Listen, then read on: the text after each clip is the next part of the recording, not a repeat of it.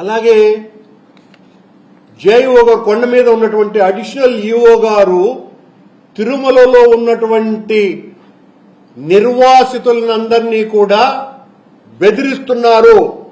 మీరు వైఎస్ఆర్ కాంగ్రెస్ పార్టీకి అనుకూలంగా ఉన్నారు, మీకెందుకు పనులు చేయాలా, మీ షాపులు మూసేస్తామని బెదిరిస్తున్నారు చంద్రబాబు నాయుడు గారు. ఇదేదైనా రాజకీయ నాయకులు బెదిరిస్తే అర్థం ఉండాలి. మీకు తెలుగుదేశం పార్టీకి సంబంధించినటువంటి వాళ్ళు, జనసేనకు సంబంధించినటువంటి నాయకులు బెదిరిస్తే ఒక అర్థం ఉండాలి.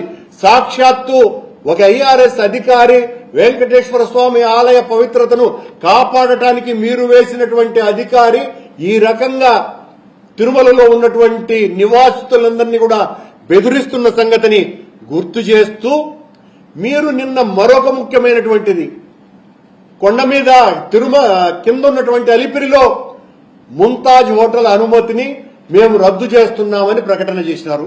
దాన్ని మేము కూడా స్వాగతిస్తున్నాం. స్వామి, ఈ సందర్భంగా మీకు గుర్తు చేస్తున్నా, గత 2 నెలలుగా కాషాయాంబరదారులైనటువంటి సాధు పుంగవులు దాదాపు 200 మందికి పైగా రోజు అనేక మార్లు ప్రకటనలు, పత్రికా సమావేశాలు, ఆ టిటిడి ఆలయ అడ్మినిస్ట్రేటివ్ బిల్డింగ్ ముందర ధర్నాలు, సాక్షాత్తు వెంకటేశ్వర స్వామి ఆలయం ముందరనే నిరసనలు ఎందుకు చేసినారు? మీరన్నారు మేమిచ్చిన పర్మిషన్ అని. మేమిచ్చిన పర్మిషన్ ను రద్దు చేశాము అని మీరు చెప్తున్నారు. అయ్యా, మరి మీ మీద ఎందుకు వీళ్ళు ధర్నాలు చేసినారు? మీరెందుకు వాళ్ళని మెడబెట్టి గెంటేసినారు? వాళ్ళ కాళ్లు పట్టుకొని అందరూ కూడా పూజించేటువంటి పూజ్యనీయులైనటువంటి సాధువుల్ని కొండ మీద నుంచి మెడబెట్టి గెంటేసినారు ఎందుకు స్వామి చంద్రబాబు గారు? వాళ్ళ దెబ్బకు జడిసి భయపడి ఇంకా ఏం ప్రమాదం వస్తుందోనని మీరే తుడా అనుమతులు ఇచ్చినారు. అక్కడ ఉన్నటువంటి ఆ హోటల్ నిర్మాణానికి మీరు అనుమతులు ఇచ్చినారు. ఇబ్బందులన్నీ తొలగిపోయాయి అని మిమ్మల్ని మోసేటువంటి బోయిలైనటువంటి పత్రికలు, ప్రసార మాధ్యమాలు డంకా బజాయించి మరీ రాసినాయి, చూపించినాయి. సాధువుల దెబ్బకి భయపడిపోయి ఆ అనుమతులన్నీ కూడా రద్దు చేసినాము అనేది అదేదో ఆ పాపం మా మీద నెట్టడానికి ప్రయత్నం చేసినారు. అలాగే అక్కడ ఉన్నటువంటి దేవలోక్ అనేది కూడా మేమే అనుమతి ఇచ్చినట్టుగా మాట్లాడినారు. చంద్రబాబు గారు 2014 నుంచి 19 వరకు మీరు ముఖ్యమంత్రిగా ఉన్న సమయంలో మీకు అనుకూలంగా ఉండేటువంటి ఆ దేవలోక్ అనేటువంటి యాజమాన్యానికి మీరు ఇచ్చినారు అనుమతులు, మేము కాదు, ఛాలెంజ్ చేస్తున్నాం. దీని మీద ఎంత దూరమైనా కూడా మేము ప్రమాణం చేయడానికి కూడా సిద్ధంగా ఉన్నాము అన్నటువంటి విషయాన్ని ఈ సందర్భంగా తెలియజేస్తున్నాం. మీరు తప్పులు చేసి ఆ తప్పుల్ని మీరు సవరించుకునేటువంటి ప్రయత్నం చేస్తూ ఆ తప్పులన్నింటినీ కూడా వైఎస్ఆర్ కాంగ్రెస్ పార్టీ మీద, మా పాలన మీద రుద్ది మా మీద ఏం మాట్లాడినా కూడా అది ప్రజలు నమ్మేస్తారులే అన్నటువంటి గొప్ప విశ్వాసం మీకున్నట్టుగా ఉంది. ఆ భ్రమలు మొదట తొలగించుకోండి. గతంలో మీరు నీ విషయంలోనే ఇలాగే చేశారు. కొండ మీద ఏ చిన్న సంఘటన జరిగినా దాన్ని భూతద్దంలో చూపుతున్నారు. ఈ రోజున మీరిచ్చినటువంటి అనుమతుల్ని రద్దు చేసి ఇక వాటికి అవకాశమే లేదు, శాకాహారం పెట్టుకుంటామన్నా కూడా లేదు, మీరు ఆ పక్క రోడ్డు కవతల పెట్టుకోండి అవసరమైతే అని నేను అనుమతుల్ని రద్దు చేస్తాను అని చెప్పేటువంటి ప్రకటన వెనుక హిందూ ధర్మానికి మీరు చేసినటువంటి మోసానికి మొత్తం కాషాయాంబరదారులంతా కూడా కమండలాలతో పాటు కథన రంగానికి వాళ్ళు వచ్చిన కారణంగా ఆ పోరాటానికి, ఉద్యమానికి భయపడి విరమించుకున్నారు తప్ప మరొకటి లేదు.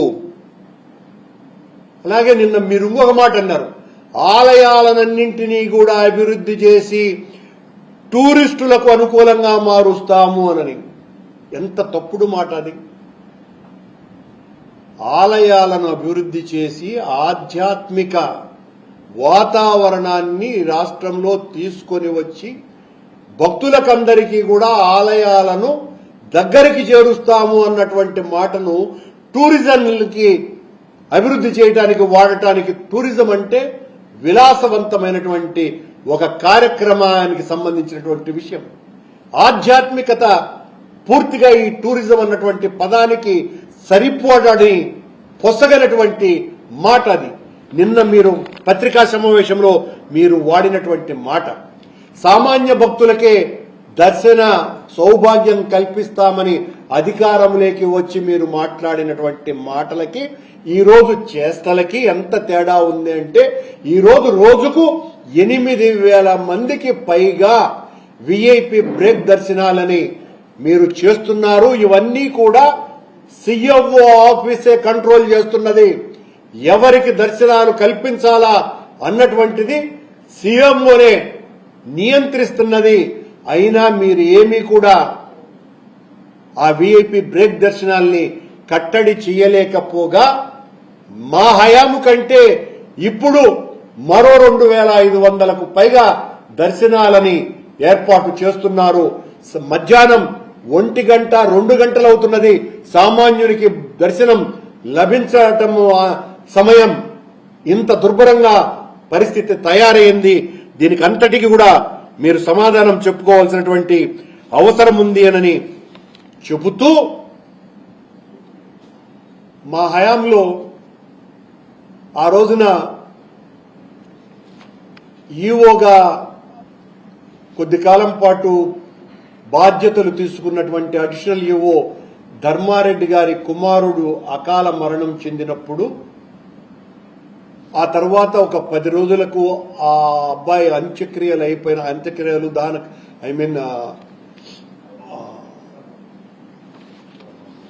దినాలు అయిపోయిన తర్వాత ఆయన గుడికి వెళితే చంద్రబాబు గారు చేసిన రాద్ధాంతం అంతా ఇంతా కాదు. సంవత్సరం పాటు గుడికి రాకూడదు, అలాంటిది లోపలికి వచ్చినారు, ఈ గుడిని ప్రక్షాళన చేయాలా, ప్రోక్షణ చేయాలా, ఇలాంటి మాటలన్నీ కూడా పవన్ కళ్యాణ్ గారు, చంద్రబాబు నాయుడు గారు పదే మాట్లాడారు. మీ తమ్ముడు నారా రామ్మూర్తి నాయుడు గారు చనిపోయి 2 నెలలు కూడా పూర్తి కాల. మన చిత్తూరు సాంప్రదాయం ప్రకారం మీరు పాటించినారా? మీ సాంప్రదాయం ఇది అని ఆ రోజు ధర్మారెడ్డి మీద మాట్లాడడం జరిగింది కదా, అది మీకు వర్తిస్తుంది కదా. మీరెలా నిన్న దర్శనానికి పోయినారు అంటే శుద్ధులు ఇతరులకు మాత్రం చెప్పటానికేనా? మీకు అవి అన్వయించవా? ఎంత దారుణంగా మాట్లాడుతున్నారో ఇవన్నీ కూడా ప్రజలు అర్థం చేసుకోవాల్సిందిగా నేను ప్రార్థిస్తున్నా. చంద్రబాబు గారి మాటలకి చేతలకి హస్తిమ శకాంతపు తేడా ఉంటుంది. ఆయన మాట్లాడినారు అంటే ప్రత్యర్థుల మీద దాడి చేయటానికి వెంకటేశ్వర స్వామి అయినా అంతే, లేదా శివస్వామి అయినా అంతే, బ్రహ్మ అయినా అంతే, ఎవరైనా కూడా రాజకీయ పావులుగా దేవుళ్ళైనా కూడా బలైపోతారు. ప్రత్యర్థులను తుదముట్టించటానికి వాళ్లను పావులుగా వాడుకుంటారు అని చెప్పటానికి ఇవన్నీ ఒక ఉదాహరణలుగా మిగిలిపోతాయని తెలియజేస్తున్నారు.